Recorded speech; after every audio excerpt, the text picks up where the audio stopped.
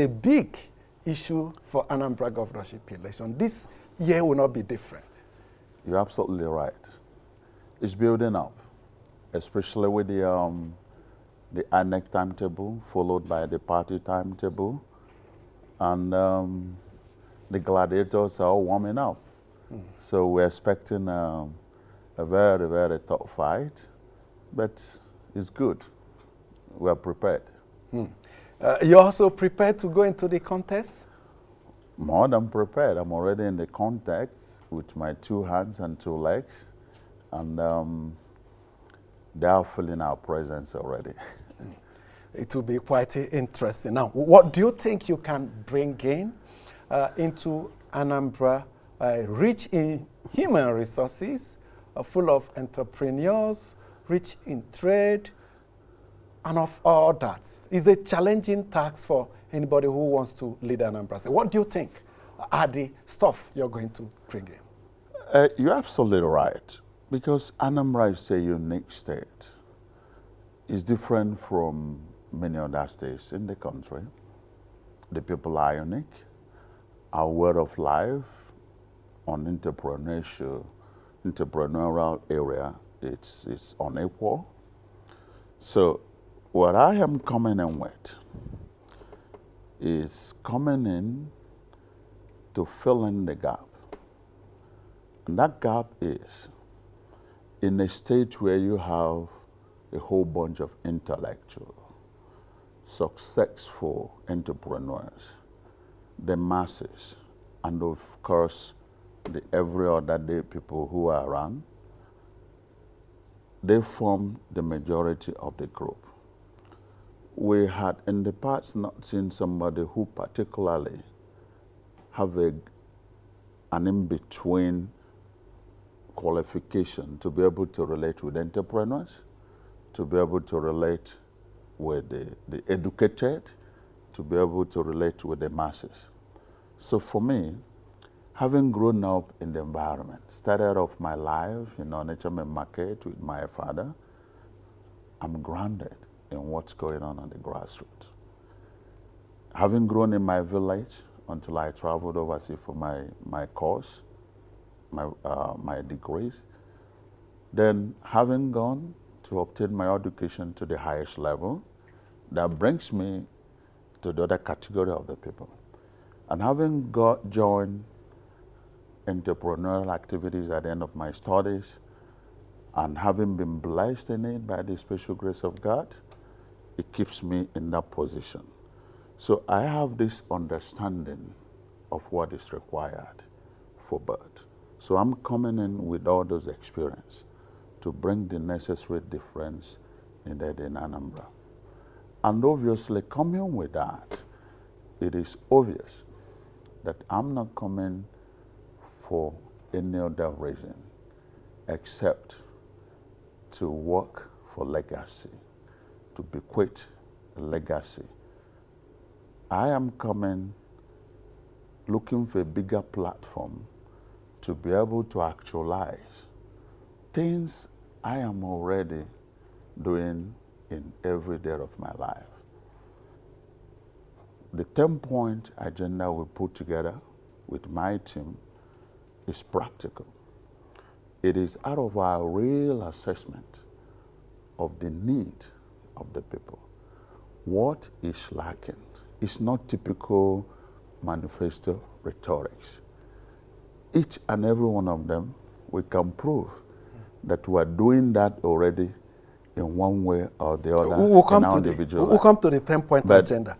So it's just a big platform, a bigger platform to be more useful and to be of service. You said something that you find yourself as the link to the different social structure interest group in Anambra State. Exactly. Your background in business, an entrepreneur, an industry, who expose you to the greater number of citizens within working in that area, and your intellectual education, executive corporate background also being useful to also link up with the other side of the state.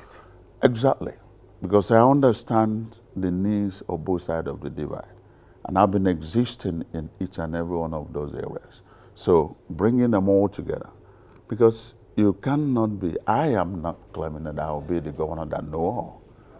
Anambra can only succeed if we're able to harness all these stratas, all these different groups of people, bring them together to harness their resources, their talents, their skills, their exposures, their knowledge, and sit down on the same table at every point in time to create the direction the state will have to go. You know, that's exactly what we're coming. That is different from what most people are offering. Okay, so you can beat your chest to say you understand this state, its politics, its people, and what it needs going forward. Exactly. The politics is clear.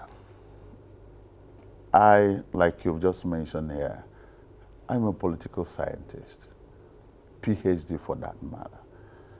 I'm not just coming out of school or coming out of university classroom. I've been involved in it. I've been involved in PDP since 1999. I've been part of political process in Anambra State.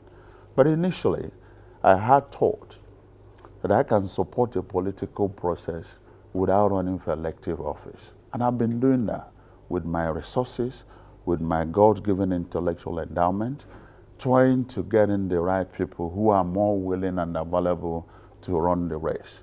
But from what we are seeing today, it is becoming very, very difficult to get the right peg on the right hole.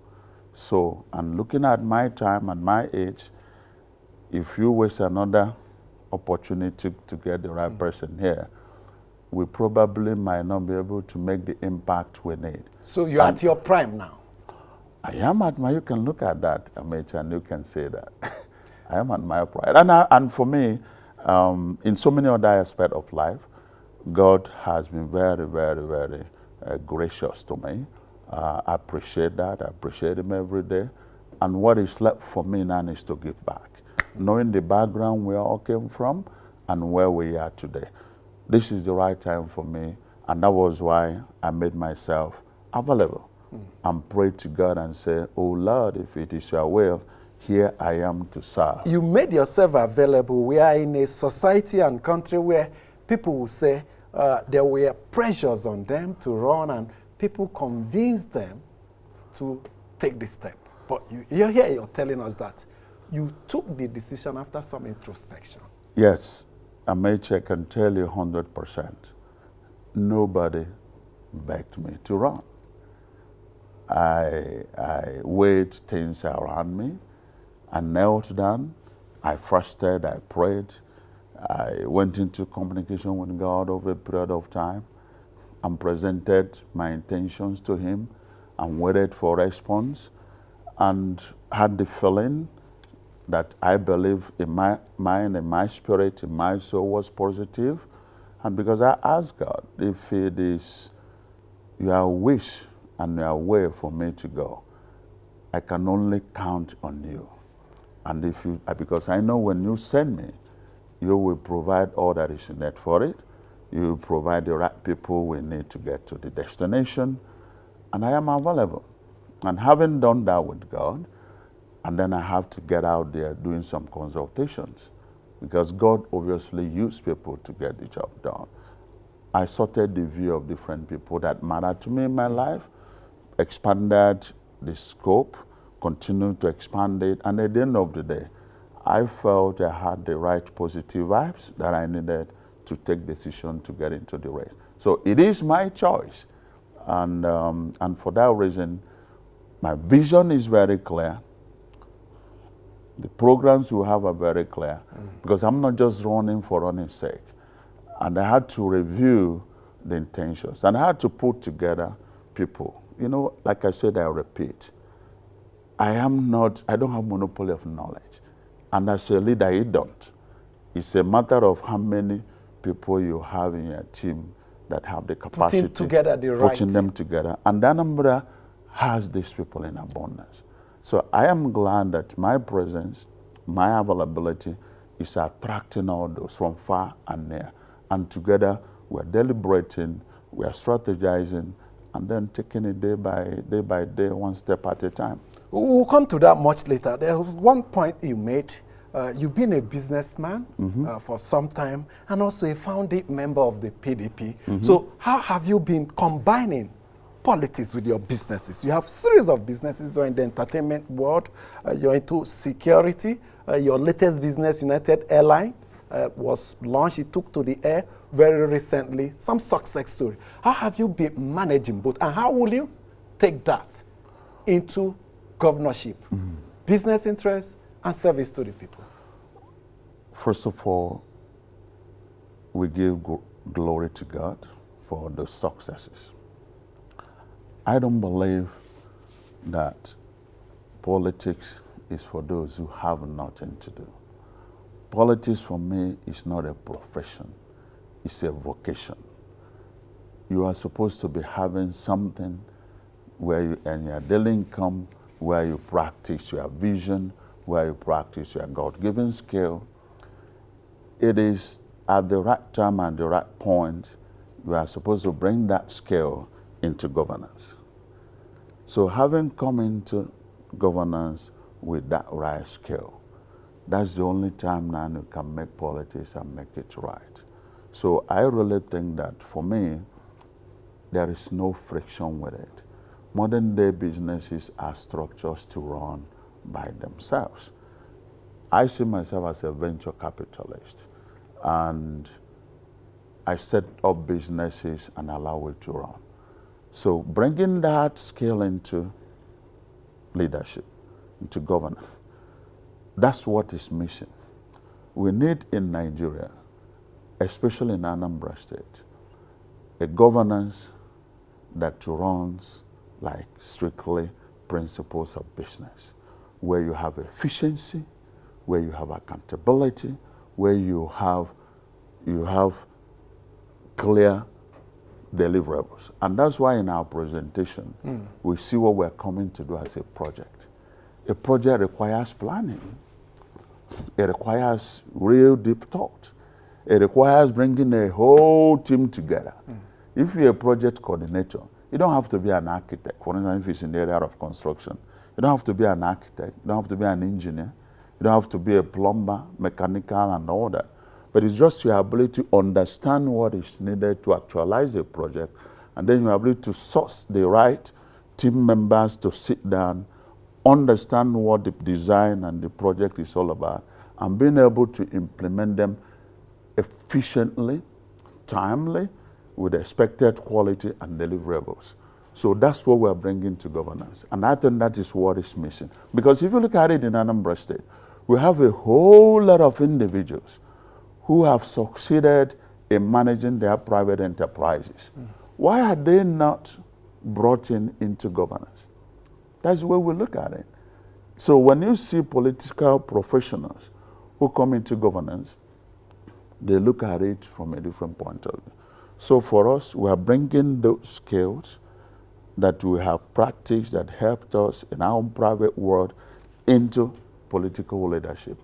And for a state like Anambra, that's what we need. Okay, now let's go into the 10-point agenda. 10 points, maybe you lead us into, I don't know whether we have time to go through all this, but what are the key points among these?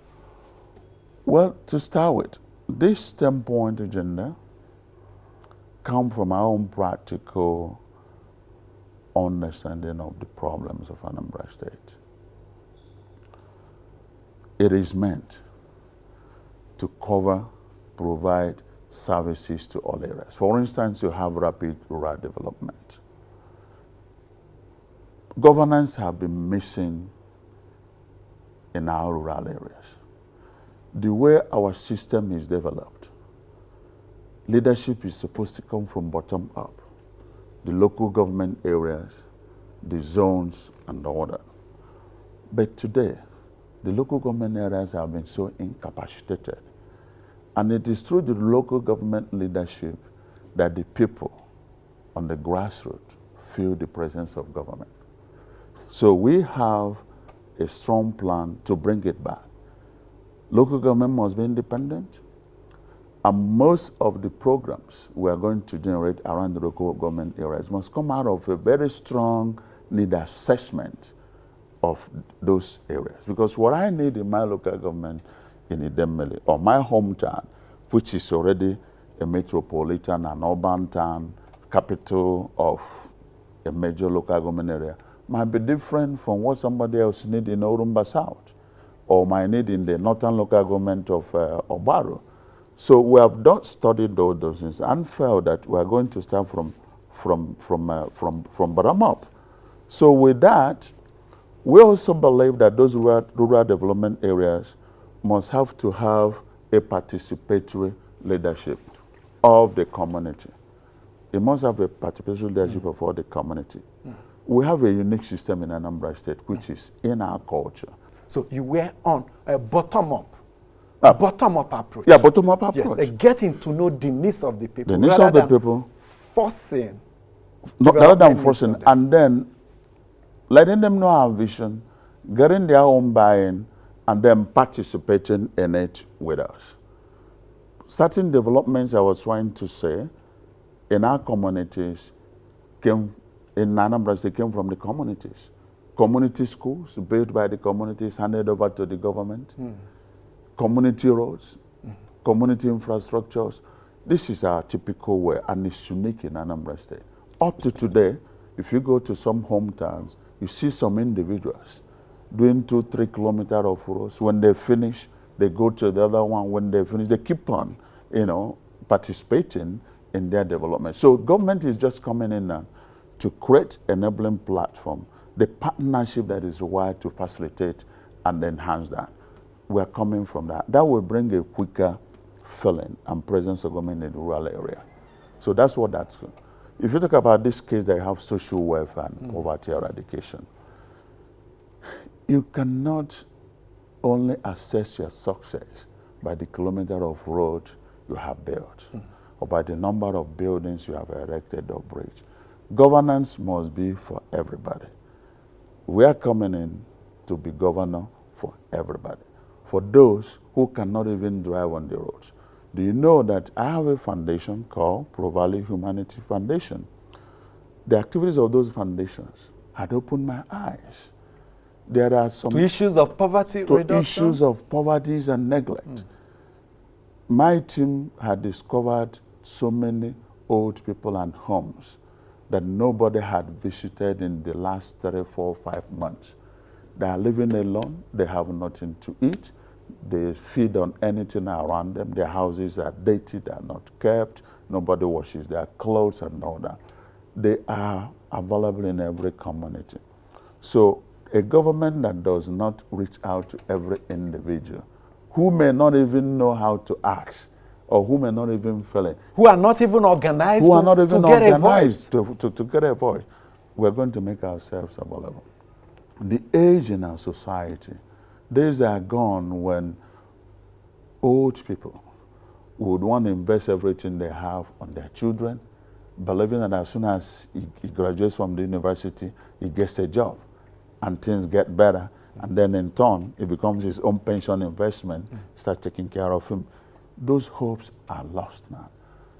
I've seen parents who have 5, 6 graduates. They spend everything they have to send them to school. None of them has a job. And these people are living a life of, oh God, when will you take me? They deserve the feeling and government presence in their life. All these things are in our social security areas. And that obviously that comes with access to certain facilities that are basic for every human. Because when you talk about these things they need, this group of people don't even really need that much, all right? They just need basic health care on the primary level, which is now a healthcare program has to be made available to each and every one of them. We have a primary, a secondary healthcare system. And because we are trying to establish, our program will establish Anambra as a medical tourist center in Nigeria.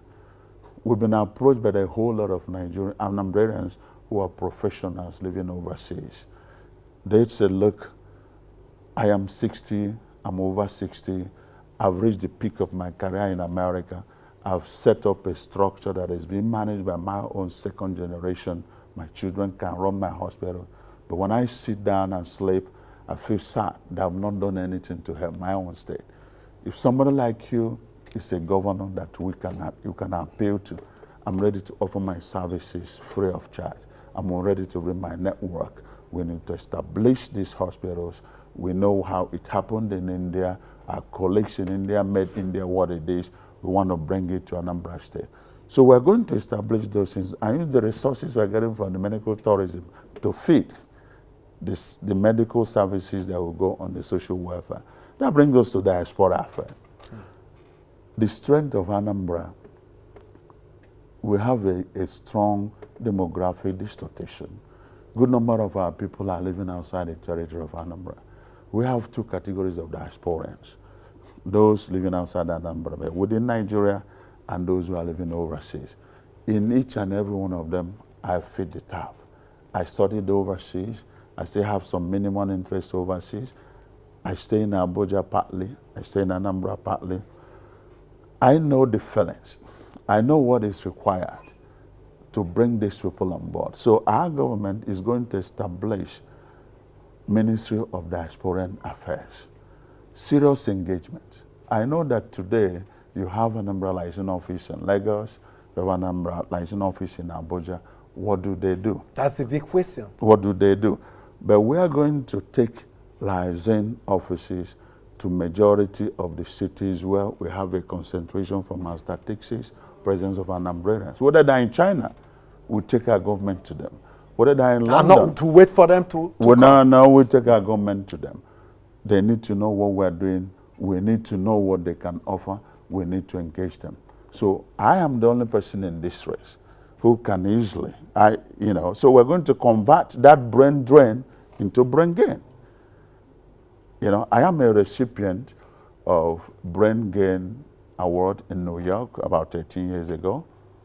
And all these things we are saying, in my own individual capacity, I've been a springboard, a guinea pig, to a whole lot of diasporians who had looked at my tenacity, my resilience, and my consistency in the Nigerian environment and reached out to me to help them establish themselves. I've done that a whole lot. That has brought in multi-million US dollar business. But the question is, now these are part of things that inspire us to look for bigger platform. Because with that big platform we're aspiring for now, we can do more for them. Do you know the major problem with diaspora investment and getting them back to Nigeria in general and Anambra in particular? Fear of not getting support. Fear of the absence of institutional mechanism to harness and guarantee investments and provide the necessary support. You're absolutely right. This is where we're coming from, and that's why we're creating a special ministry. That special ministry will be equipped with all they need by law, institutionalizing their processes to be able to be easily available to give all the support services that are needed by this, from registration of their company, from provisions within the environment, even anything, as the least as even helping them to build their house if they want to build their house. We do that. We do, a whole lot of them will send money into my account, give me the right architect, give me the right engineer. We've been doing it, monitor what they're doing. This is typical of us. So I think with the details of what we're going to put in place, it will give them the necessary comfort. These people also come in with special skill we need in different areas of our activities to succeed within this 10-point agenda. So they're coming with a whole lot of resources. We have a principle of akuluauno, which is in Igbo language, translates to English means until your word gets home, we really don't know what you have. So we are going to encourage all that. But today, the world is a global village. We are not going to be insisting that they all come back home. But it's like wherever you are, let the impact be felt. Let the impact be felt, yeah. And even look at the nation as it is. There was a big program on TV yesterday where even the nation, Nigeria as a state, has understood the impact of diasporian investment in terms of money remittances to Nigeria. is very strong, is very huge. All right. So, and again, we're going to help, they're going to help us with their skill to train also local skills that might also be available for export.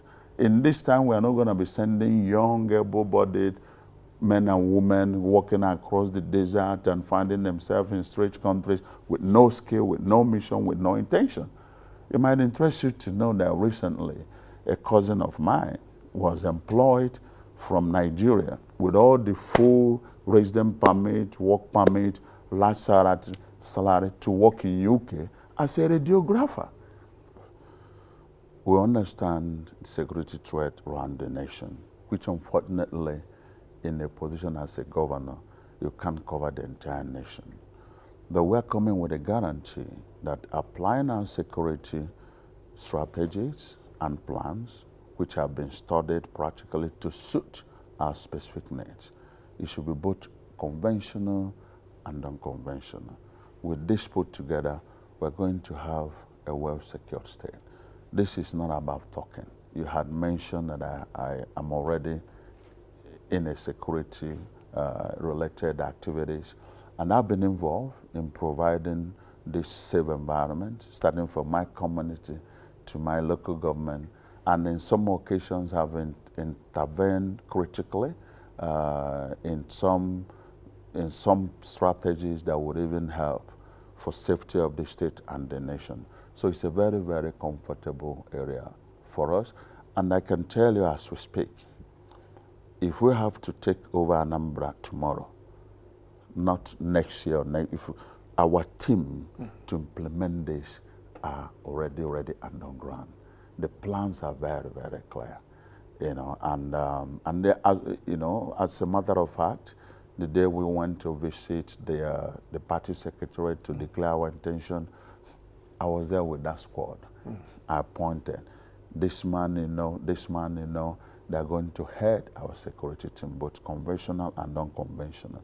So this is not... Does that preclude the fact that you may also reach out to talents, those that have the capacity, even outside your party? Oh no, this is all inclusive. In fact, we are talking about specialists who, most of them have never even played politics. They don't have to be politicians. In things we do, we look for the best wherever they are and bring them on board. So we search for talent because that's the only thing that can make the difference. So it is real. We have the plans, we have the strategy, and within a space of 3 days, if we take over, we're going to have the enabling environment we need in Anambra State. As a matter of fact, the plan is, if it is God's will, we get the ticket, and His wish, we win the election. It's part of our message, is that for the period of winning this election and to the eve of our swearing in, it is our own interest to pack and go, if you don't mean well for the state in terms of security. Because from the next day, from the moment we are sworn in, it's going to be a different ballgame. Yes. And I can tell you that those guys, good number of them are already buckling up, knowing those we have already in our team. You say, and the other ones that you may also bring. And the other ones we may also bring. So they are buckling up. The idea you're giving out is that you hit the ground running right from day one. Right from day one. And you see, for us, the issue of security, again, apart from conventional and unconventional, we're not just going to tackle it with arms and ammunition. No. We know there is a situation where some people have to be provided with alternative. Most of these things you see on the street are because people are jobless. Amechi could have been you or me. When I do address some people, I said, maybe if I was born into this time, we're just and more fortunate. Facing this situation, I could have been one of those kids on the road taking tramadol, or polumile as they call it. So I don't just look at them as a wasted generation. We're going to bring a program that will engage them. And when these people are busy, these are the skills, these are the talents, these are probably the Chinua Achebes we are not having now. These are the people, the Cardinal Arinzes we're not having now. and all those great names and men we've had in Anambra State. These are Ekene Delichukwus we don't have. These are the Peter B's that we don't have. If this environment is cleaned up, writings and right environment are restored in our society, certain values are created, the orientation is done, and what these people will do is made available. I can tell you that that in itself will drastically reduce the crime rate by 70%. Now, I'm talking of hitting the ground running. Yeah. Your airline, United Airlines, is the newest entrant into the aviation sector. I was reading the other day how it started operation almost immediately. The licenses were granted. How will you bring in such into governance of Anambra State if the people give you that nod? Yes, Amechi, we started operation less than 12 hours. We had our license in our hands. Not even up to a day? Not even a day, because we were called on Wednesday, that the license was ready. The process of picking the license, getting the certified through copy that there must be in every aircraft, ended the next day, Thursday, by around 4 or 5. By 7 o'clock the next day, we were already having our schedule flight, and we had sustained that schedule up to this day. It shows you, it shows you the level of preparedness. That's the way I do things. I plan before I engage. There must be a whole lot of planning in everything I do. We understand the problem of Anambra State, and that's why my motto is just simply, don't tell me about the storm, deliver the cargo. You must have known the problems. We've studied the problem. So we're going to hit the ground. No excuses? No Don't tell excuses. me about the problem. Don't tell me about the the storm, deliver the cargo. But they can come back with the problems after the when the tax cargo have been is delivered. And obviously when the cargo is delivered, other things should just be things that are expected within the course of implementing the plan. So it is that principle that we have used to succeed in our private business that we're going to bring in governance. That's what is lacking, because people today see governance as just where anything goes, and then as long as you have reasons, it is more serious than that. You know, and government businesses must be taken seriously, and that's what we are bringing in. There will be no excuses. And I know obviously one would ask, how are you going to do it with the type of civil service or bureaucracy you have in place? Bureaucracy improvement is our great agenda, because it is the wheel that moves the vehicle of governance. It's been neglected. There's no motivation. But you know, in the past, those were the people that are adored and respected in the societies. Even from teachers, look at the teachers. Teaching is now where if you have tried every other job and it fails, you now go and become a teacher. The default vocation and profession. So we're going to face, we have a great program to improve on our bureaucracy, to train them, because they're almost non-existent. And we're not just coming to say, I. It's going to be a teamwork, because when we finish, by God's grace, our tenure, we must be sure that we had institutionalized session processes that led to our success. My success, our success as a team during our tenure must not be an individual thing. It should be a measure of how much of a team we put together. Is that why you keep making reference to we oh, instead yes. of I tell you that it should be a teamwork.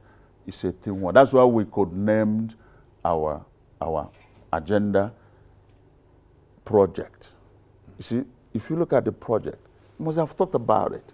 You must have planned it. I repeat, you put the team together. It's not a one-man thing. I don't know everything. I don't have monopoly of knowledge. There are things I know, and there are things I don't know. There are things I know, and there are things that, though I know it, there are people who know it better. But my job as a leader is simple. Look for the best of the best in everything to deliver the best of what we need. Now, let's take a look at your party, PDP. It's been out of power in Anambra State for almost 16 years. Exactly. Yeah. ABGA has been in by the time Obiano's, Governor Obiano's tenure will be ending, they say that will be 16 years.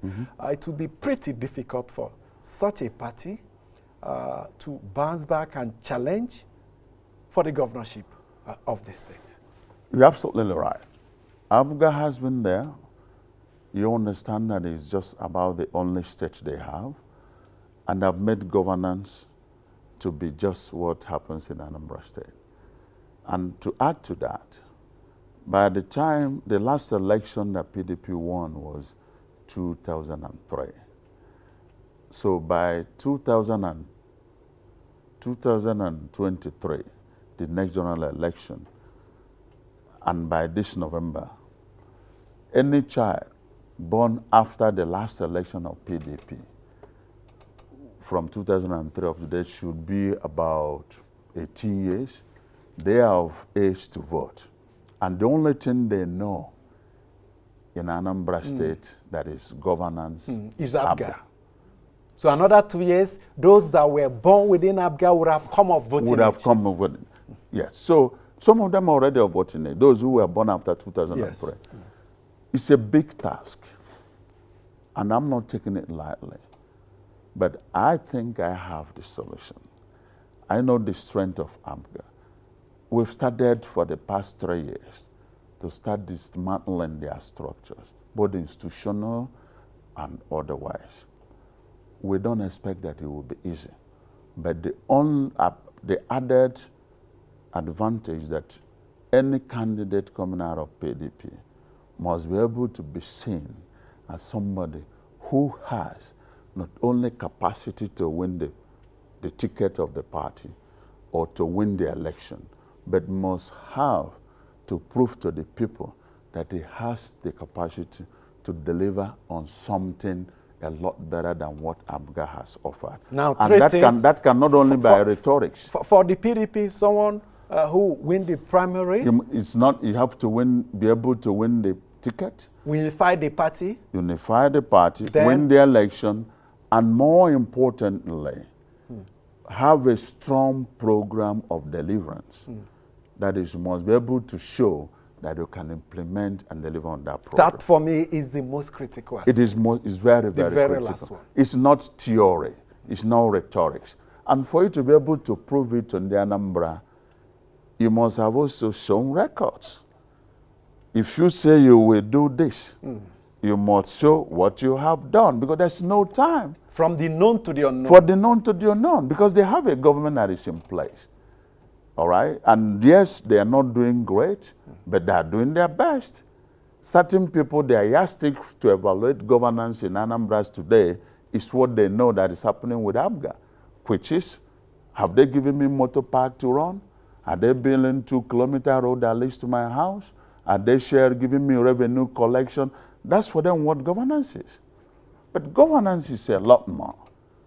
I've said in some public outing that in Nigeria, apart from God, probably the most powerful person in Nigeria within the states are the governors. Because they have a power to give you amnesty. They are the only people who can sign your execution warrant if you're on a death row. So, and it is only God who can give life or take life. So if you have an office, if you have an individual who have such powers, it can be used to do a whole lot more of things than these mundane parochial considerations of what becomes my own individual criteria to consider who the governor should be. So the powers of governor is enormous to transform and make life someone better. who utilizes it to the fullest is needed. Now, within your party, the issue of zoning, there's no way we won't go into it. Yes. Issue of zoning. Anambra South, that's what a lot of people are saying, but some others saying, no, let's throw it open, that the PDP cannot afford zoning now. To what extent we issue, you're from Anambra I am from Anambra Central, yes. And the clamor is, let it go to Anambra South. What's your take on it? Well, you know, at every given election, some group of people might come together, look at narratives that favor their own aspirations and come up with it. But beyond those pronouncements, you have to ask, is it practical? Is it real? Is it equitable? Is it constitutional? Is it fair? Constitution of Nigeria does not allow any process that would disenfranchise anybody from any zone. Constitution of PDP, rules and regulations of PDP do not even have room for that. Our party PDP has spoken from the highest level to the lowest level that they need Anambra State. And for them to win Anambra State, to uproot the taproot that has been laid by ABGA for the past 16 years, they want to go to the election with the popular candidate with the capacity acceptable to win the election for the party, irregardless of where the person is coming from, even if it's coming from North. So it is in that spirit I am presenting myself. But however, when you say from the least to the highest, is it the National Working Committee? There have been so many pronouncements from the National Working Committee, from the zonal party, even within the state. The state, you see, the PDP people in the state have suffered so much. A whole number of them have been deprived of so many things. They have remained in one political position. Some of them were chairmen of local government since 1999. Their colleagues in other states are governors. Their colleagues in other states are ministers, senators, deputies, but they remain on local government level because we don't have PDP government. And besides that, if you're actually looking for where the equity applies, it will just be that somebody from central senatorial seat, where I'm coming from, should have the ticket. Because since 1999 up to date, PDP, because what we're talking about, PDP affair and giving the ticket. Holding the ticket is not a guarantee you will win. In the last 16 years, people have held tickets. PDP has given their ticket 3 times to candidates from the South. 1999, Mbadineju. 2007, Senator Andoba. 2010, Professor Soludo, all from the South. 2013, Tony Nwoye. Dr. Tony Nwoye from the North. 2017, Dr. Ambassador Oselo Kobaze. So if you look at it, 2 tickets to the South, to the North, 3 tickets to the South. The only one time PDP gives ticket to somebody from Central is to Dr. Christinger. But let it be on the record that none of those moments, whether it is to Christinger or 2 candidates from the North or 3 candidates from the South, they were done out of zoning. They were just simply struggle, and whoever got it was able to get it out of his own effort. But again, in all of those things, they contested against aspirants from every other zones. So I think that is the reason why majority of the party people in Anambra State do not really subscribe to this zoning. The last question. Anambra is known for godfathers, billionaires, controlling, especially within PDP. How are you going to contend with them if you get this ticket and win the election? How much of influence? We saw what happened in the past. How much of influence, how much of remote control will be made to be on you? And how will you resist? Well, I've made it clear from the beginning that I'm going into this race in the name of God Almighty, God the Father, God the Son, and the Holy Spirit.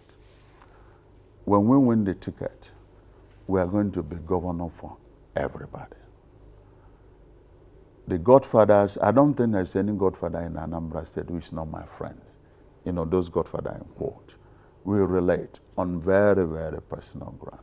We should accommodate every person. But the only difference is that the government business must have to be transparent, must have to be with accountability, because I'm putting my integrity at stake.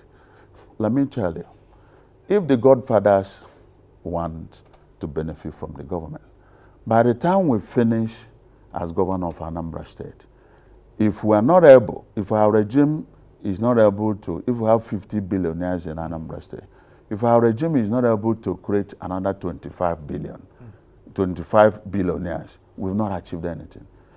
if we're not able to raise people who are on a very poverty level to good income level, we want to create wealth that will make people rich.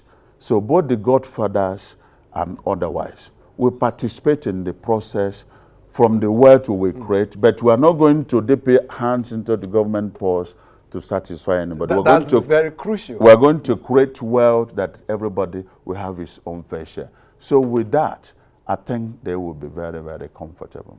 From our Twitter feed, Sir Chibuihe Isaac Dike says, I've seen Dr. Obiora Okonkwo's pedigree in driving tangible investment into Nigeria. The Dome in Abuja is there to speak. I know what he can do to impact Anambra economic development. We have to thank you so much for joining us today and to wish you well in your aspiration to become the governor of Anambra State, starting with the PDP primaries.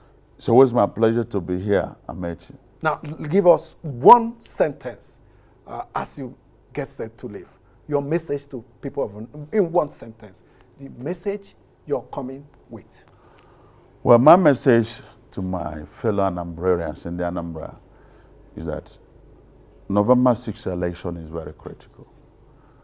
The candidate you go to the election is very critical. You should eschew sentiment, you should eschew personal interest, and look for that candidate who is coming with a program that will benefit the entire Anambrarians, regardless of their party, regardless of their denomination, regardless of their area. It must be that person with what you are convinced that will revive Anambra and make it a model state, and then renew that I can do spirit, which is always the driving force of Anambra people. We have to thank you so much, Dr. Obiora Okonkwo, Anambra PDP governorship aspirant, for giving us your time. And the only person who can come with that message is somebody who could be a living testimony. Okay, thank you so much. We'll keep tabs on that process. Very interesting, not just for the people of Anambra, but the entire country. That's it on the program today. My name is Amit Chanakwe. Keep safe and remain a good citizen.